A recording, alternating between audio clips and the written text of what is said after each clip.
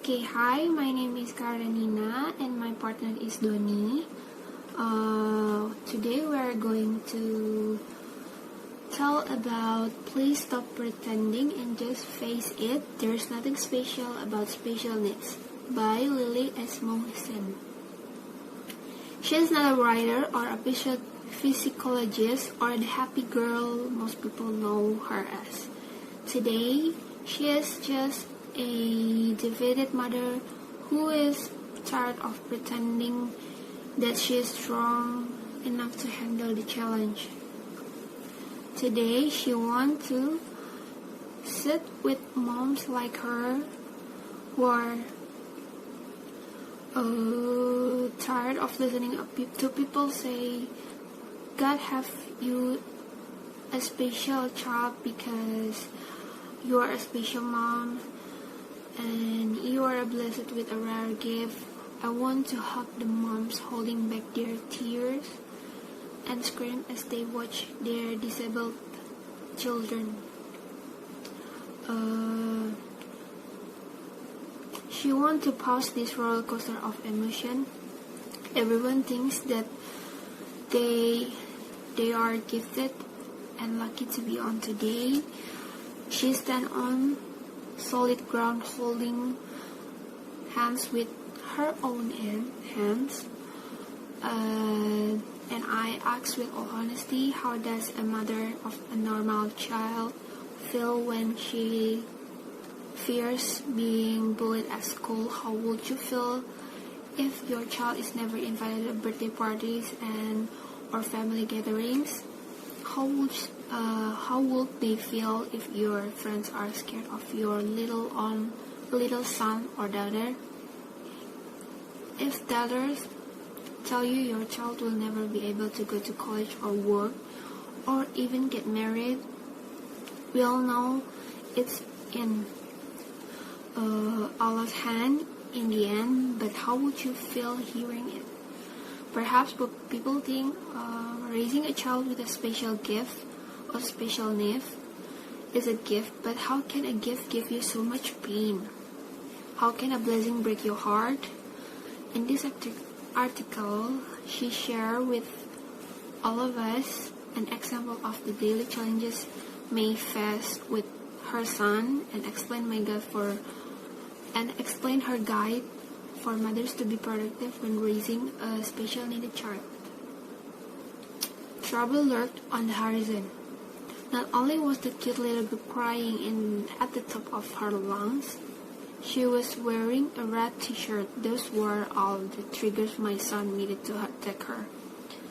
Her son is triggered by red color, so her son attacked that girl. She was holding his son's hand and carrying the baby girl in the other arm. The sounds of the cries echoed in her ears when the girl is crying, and she saw the look on her son's face change. She quickly put her baby in her stroller as she felt his jaws clench on his little hand, screaming away from her tight grip. He ran like a tiger towards the cute innocent girl, and she knocked over a chair trying to catch up with him. She finally grabbed him from his shirt before he reached the girl, whom at this point had stopped crying from the shock of what was happened, yet still had her mouth and eyes wide open. Her mom started screaming, which aggravated her son even more as he took out his anger on her. He slapped her hard on the face, swearing all kinds of abuses, then kicked her in the stomach. Amidst the chaos, she mentioned to the mom to take her girl and walk away, hardly missing the dirty look she gave me. Some women are just not allowed to be mother, she said. That mom said to her and tell her friends. and also turned around to stare me down, as to stare her down. She pulled her sons with her arms, only to find another woman tapping on the back and screaming, "Daughter, you really shouldn't leave your baby unattended," she said with disgust. "It's not her fault. You can control your son."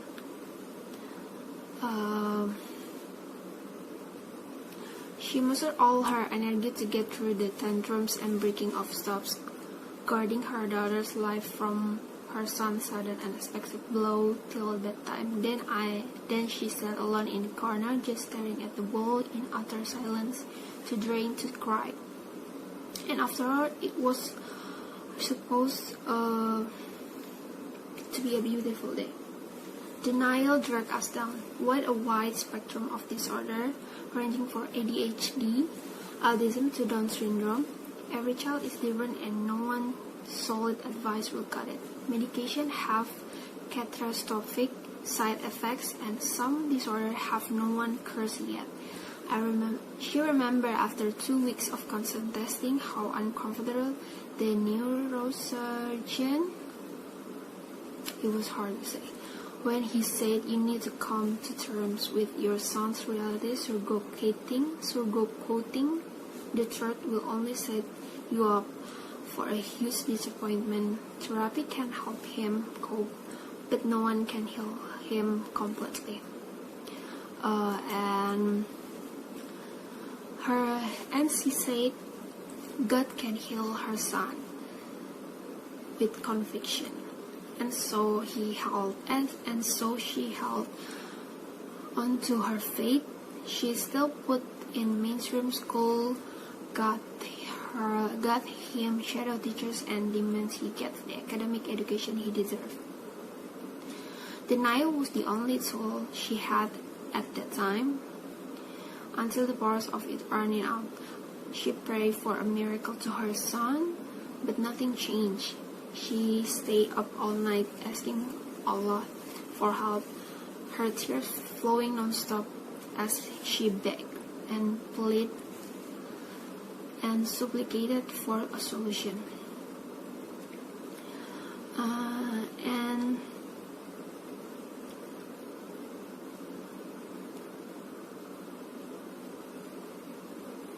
then suddenly her son came in and she asked, "Mommy, what are you doing?" She told her son that he was speaking to Allah, and her son asking for Allah's number. So her son's innocence replaced her bitterness with laughter. The day she stopped waiting for a miracle, for she realized that you can't hope to swim without getting wet. You can pass an exam without studying, and you can jump high without bending your knees. She realized we need genuine faith for miracles to happen. And so she stopped begging Allah, because big rewards require huge effort, and she truly desperate for the biggest reward of all, seeing Allah's face in heaven. And that's all for me. And the next discussion will continue by Donny. Okay, thank you, Karen. For the next is not what you see, is how you see it. She wished she had a magic wand or specific piece of advice to help every parent to reading this article. But each case is just as unique as each of our children's needs. And it takes a lot of trial and error to figure out the productive pattern that works. You do have something else to give her, and once you allow yourself to see it with your heart, you will realize it truly does put your mind to rest. Allah says, "So verily with the hardship there is relief. Verily with the hardship there is relief." Quran chapter 94, verse 5 until 6. Allah never said we won't face difficulties in this life, but He promised He will put it in every hardship, not before or after hardship, but alongside of it. For every negative, there must be a positive to balance it out. Otherwise, we would have collapsed a long time ago. It's not the problem that's affecting us. It's how we deal with the problems that's making it that much harder. It's us being too trained to search for the comfort within the suffering that's making us sad and broken. That we do not see our blessing doesn't mean it's not there. So allow her to share her personal endurance. Kate complete after over 10 years of downfalls and endless drama. The 7 rules of survival. First is ask Allah to help you through this. Cause your God just always remind God and ask Him to read all your problems because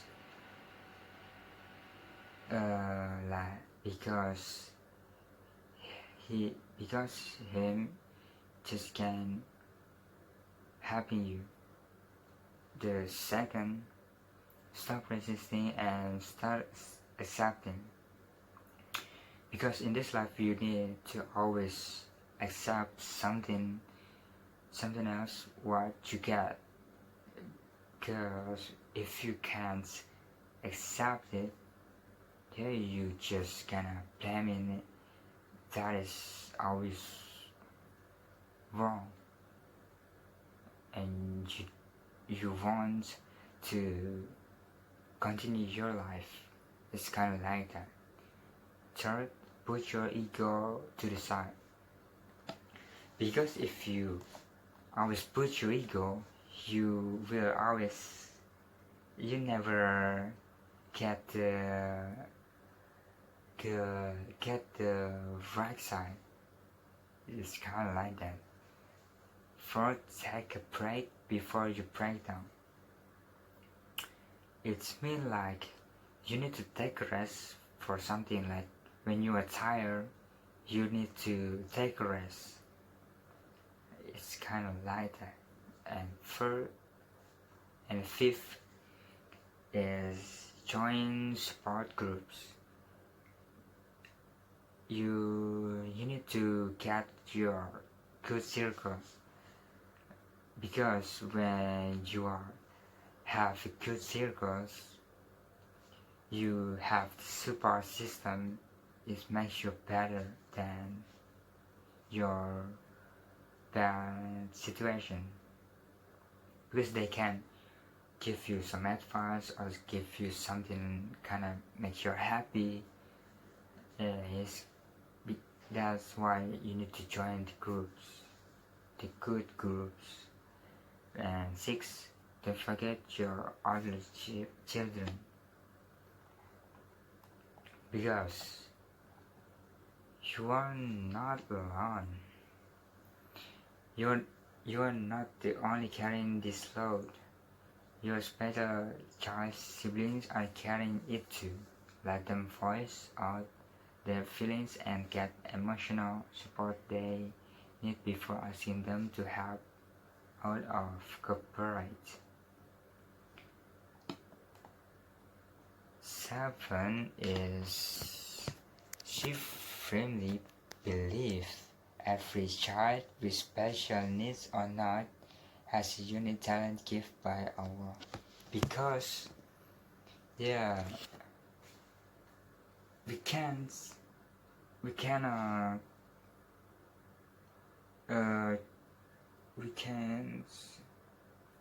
can't choose what we want.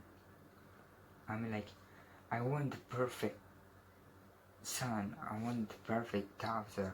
We can, we can get that, we can choose it, we can, yeah, it's kind of like that. Yeah, what, when I mean, like, when we have something that different than the other, it's kind of blessing. I mean, like, when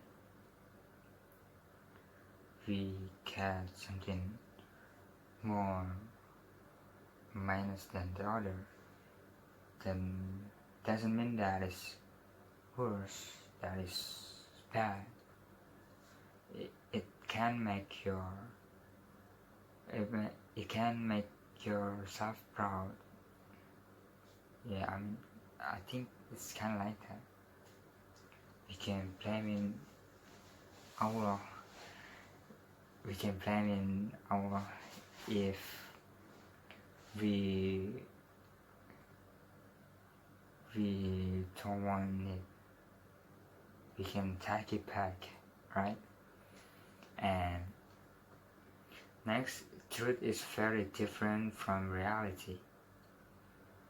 She reminds herself before anyone else to zoom out and see the bigger picture.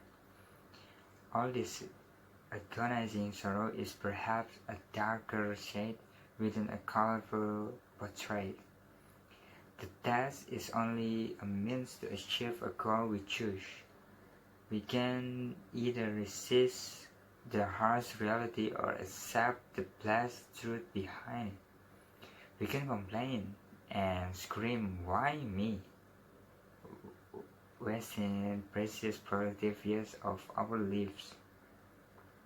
Or we can accept that life in this world was never meant to be perfect, realizing only those with great stamina and perseverance and can reach the top and finally enjoy that breathtaking view in paradise.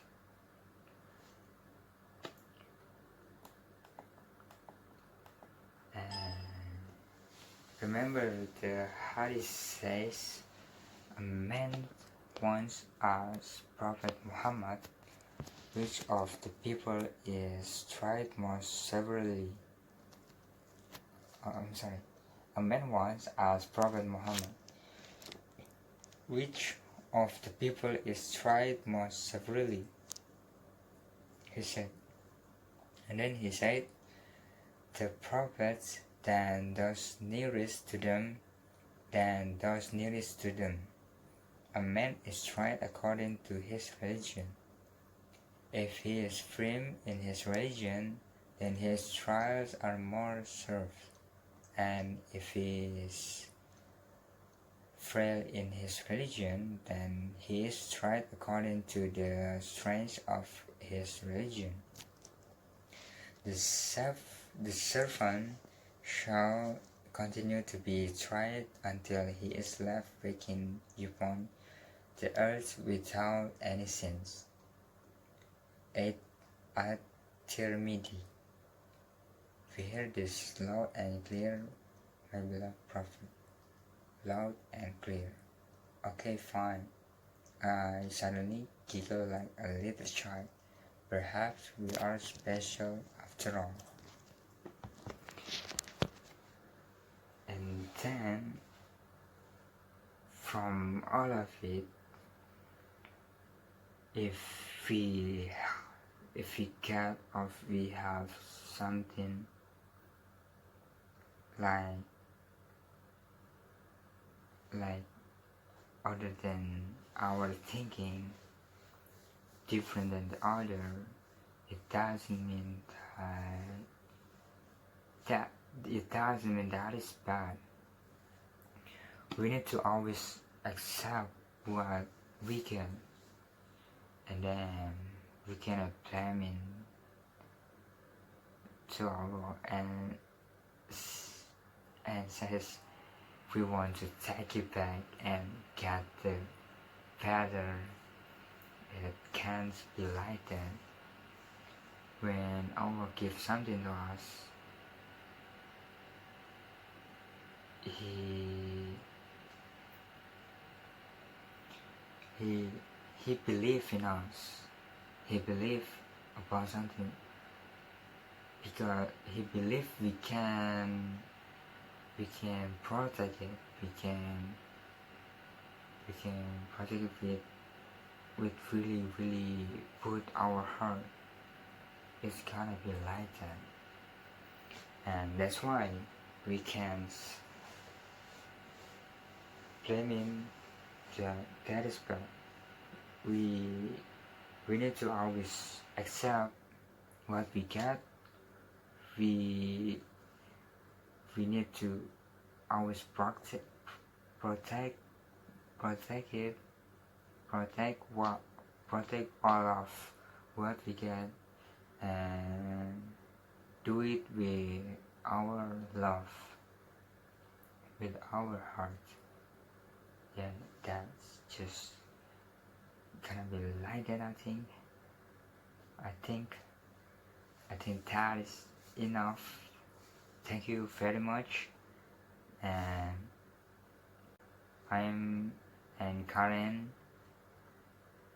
have apologized if we are have bad words or something. Thank you so much. Bye.